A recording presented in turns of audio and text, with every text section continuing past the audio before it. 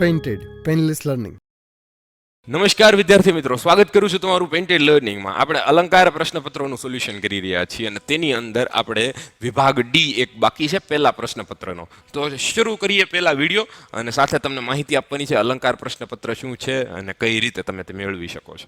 તો ચાલો, વિભાગ ડી 4 માર્કના પ્રશ્નો લખવાના, ટોટલ પ્રશ્નો 5, એની અંદર એક નકશાનો અને બાકીના 4 તમારે મોટા સવાલો લખવાના છે. એમાં પહેલો સવાલ, સાંસ્કૃતિક વારસાનો ખ્યાલ આપો. પ્રાકૃતિક વારસો અને સાંસ્કૃતિક વારસો બે તો ભાગ પડે છે અને એની અંદર તમારે આવી રીતે આખો મુદ્દાસર જવાબ લખવાનો છે. પછીનો પ્રશ્ન જોઈએ તો એ પહેલા સમત્વની માહિતી આપી દઉં. ભાવનગરની એક સંસ્થા કે જે 11-12 સાયન્સની અંદર આઉટસ્ટેન્ડિંગ કામ કરી રહી છે અને તેની અંદર તમે કઈ રીતે જીમેન્સ ને નીટ જેવી એક્ઝામની પ્રિપરેશન કરી શકો, કઈ રીતે 11-12 સાયન્સ કરી શકો, સ્કોલરશિપ કઈ રીતે મેળવી શકો, આખું સ્કૂલનું એન્વાયરમેન્ટ કેવું છે, એના માટે તમારે ડિસ્ક્રિપ્શનની લિંકમાંથી એક વખત PDF ડાઉનલોડ કરવી જોઈએ, જે તમને સંપૂર્ણ માહિતી આપશે. જો તમે 11-12 સાયન્સ કરવા માંગો છો તો અત્યારે જ તે PDF મેળવો. હવે મહત્વની વાત આવે છે કે અલંકાર પ્રશ્નપત્ર શું છે. તો એક જ પ્રશ્નપત્રની અંદર તમારા સવાલ અને જવાબ બંને આવી જાય છે. એક એની અંદર જગ્યા આપેલી હોય છે અને જગ્યા જે છે એની અંદર તમારા સવાલો લખવાના છે. એટલે બીજું કોઈ પ્રશ્નપત્ર તમારા હાથમાં હશે નહીં. બેસી 4 તમને પ્રશ્નપત્રો મળવાના છે. એટલે જો તમારે એક વિષયનું એક એટલે કે 6 પ્રશ્નપત્રો મંગાવવા છે, બરાબર, તો તમને 130 રૂપિયામાં મળશે. જો તમે 2 મંગાવો છો તો એ તમને 260માં મળશે અને સાથે તમારે અહીંયા 160 વત્તા તમારે 30 રૂપિયા કુરિયર ચાર્જ રહેશે.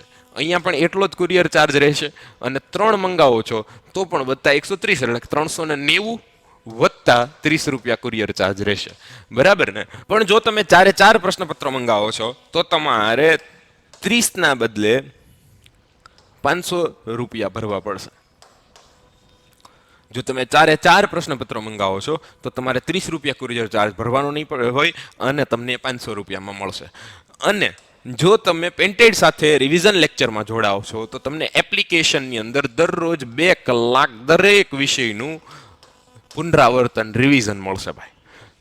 ગણિત, ઇંગ્લિશ, વિજ્ઞાન દરેક લેક્ચરનું તમને રિવિઝન કરાવવામાં આવશે વિષયનું અને એ જે છે એ ફક્ત ને ફક્ત 999 રૂપિયામાં. અને તમને સાથે મળશે મેથ્સની બુક અને અલંકાર બંને ફ્રી. તો આજે જ તે 72 86 71 પર સંપર્ક કરો અને તમે વધુ માહિતી મેળવો. આગળ વધીએ છીએ પછીના સવાલ તરફ. એ પહેલો સવાલ પૂરો કરી નાખીએ. વારસાની બાબતમાં તમામ મુદ્દાઓ લખવાના રહેશે. આ PDF જે સવાલ જે છે જે હું સોલ્વ કરાવું છું એ અલંકાર દ્વારા જ પ્રાપ્ત થઈ છે અને તમને PDF દ્વારા મોકલવામાં આવશે. તો એના માટે તમારે WhatsAppની અંદર જ મળી જશે. એટલે તમે પ્રશ્નપત્ર લખી નાખો, પછી તમે એનું સોલ્યુશન કરી નાખો અને સ્વમૂલ્યાંકન કરી શકો. આગળ વધીએ. પ્રાચીન ભારતના વારસાની માટી કલા વિશે માહિતી આપો. તો માટી કલા વિશે તમારે મુદ્દા લખવા જ પડે ભાઈ. મિટ્ટી કા ઇન્સાન મિટ્ટી મેં મિલ જાયેગા. ક્યારથી જન્મથી લઈ અને મરણ સુધી આપણો માટી સાથે સંબંધ હોય છે. માટીના માટલાથી લઈ અને તમામ વસ્તુ ભાઈ બિલ્ડિંગ બનાવવા સુધી માટી મહત્વની છે. ધાતુ અને બધું માટીમાંથી તો મળે જ છે ને. તો એ તમામ માહિતી આપણે જે ભણ્યા હતા અને કઈ રીતે એનો ઉપયોગ કરતા હતા, છાણથી લીપતા હતા, ગાર કરતા હતા. આજે પણ ગામડાની અંદર ગાર જોવા મળે છે.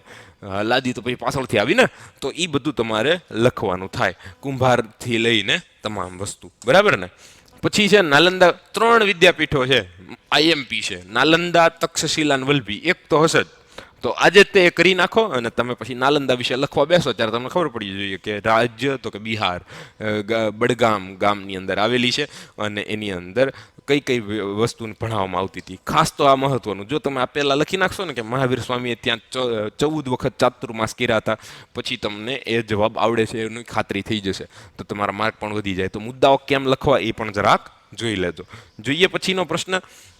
તો એની અંદર જ તે છે પહેલા કે નાલંદાનો કઈ રીતે નાશ થયો, કયા 3 ખંડો હતા, ઈસુની કઈ સદી સુધી એનું સામ્રાજ્ય ચાલુ હતું શિક્ષણ જગતની અંદર અને સર્વશ્રેષ્ઠ સંસ્થા સાબિત થઈ હતી. તો એ તમામ વસ્તુ તમારે લખવાની થાય. વેદક વિદ્યા, આયુર્વેદનો અને પદ્ધતિઓનો અભ્યાસ તમારે કરાવવાનો છે. તો એની અંદર તમે ચરક, સુશ્રુત અને વાઘભટ્ટનું પ્રદાન દર્શાવી શકો અને એનો જવાબ પણ અહીંયા આપેલો છે. તમને આ જવાબની PDF અલંકાર દ્વારા જ પ્રાપ્ત થઈ જશે. તમારે ફક્ત ઓર્ડર કરવાનો છે, પ્રશ્નપત્ર પણ આવશે અને પીડીએફ સ્વરૂપે તમને આના જવાબો જે અત્યારે હું તમને કહી રહ્યો છું એ જવાબો પણ મળી જવાના છે, બરાબર ને? તો જોઈએ પછી કઈ રીતે લખવાનું છે. તૂટેલા કાનની સર્જરી પર હાથ હોય દેખાવા ન દેતા, વાળને ઊભે ઊભો વેતરી નાખતા, તો એવા તીક્ષ્ણ તો હથિયાર હતા એની પાસે. તો આ બધું તમે અહીંયા લખી શકો.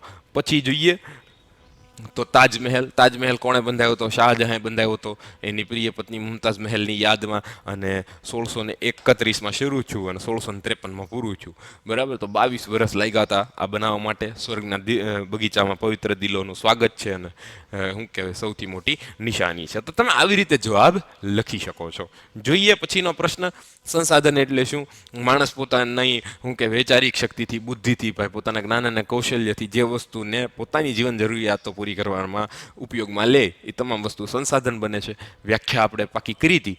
પછી એનો ઉપયોગ જોયા હતા ખોરાકમાં, પછી કાચા માલ તરીકે, શક્તિ સંસાધન તરીકે. તો એનો તમે જવાબ લખી શકો છો, બરાબર ને? તો આવી રીતે આખા જવાબો પોઈન્ટ ટુ પોઈન્ટ લખવાના રહેશે. ગરીબી નિવારણ જોઈ લીધું હતું આપણે, ગરીબીની વ્યાખ્યા સ્પષ્ટ કરવાની હતી અને એના પછી ગરીબી વિશે તમારે નિવારણ માટે સરકારે લીધેલા પગલાં ભણ્યા હતા, તો એ પગલાં પણ મુદ્દાસર તમારે લખવાના થાય. ડિસ્ક્રિપ્શનમાં લિંક છે, સમત્વ માટે વધુ માહિતી તમે ત્યાંથી મેળવી શકશો. 11-12 સાયન્સ કરવાની છે તો એક વખત સમત્વની માહિતી મેળવી જ લેવાય, હું તો એમ કહું છું. કારણ કે સ્કોલરશિપ જોરદાર મળે એમ છે, ત્યાં શિક્ષણ બહુ સારું છે. અહીંયા તમે તેજસ્વી તારલા પણ જોઈ રહ્યા છો. તો વધુ સમય બગાડ્યા વગર, ખબર જ છે કે ભાઈ 10મામાં આપણે લોઢામ લીટો એટલા ટકા આવવાના છે અને સાયન્સ લેવાનું જ છે, એવા એક વખત સમત્વની પીડીએફ ડાઉનલોડ કરાય, બરાબર ને?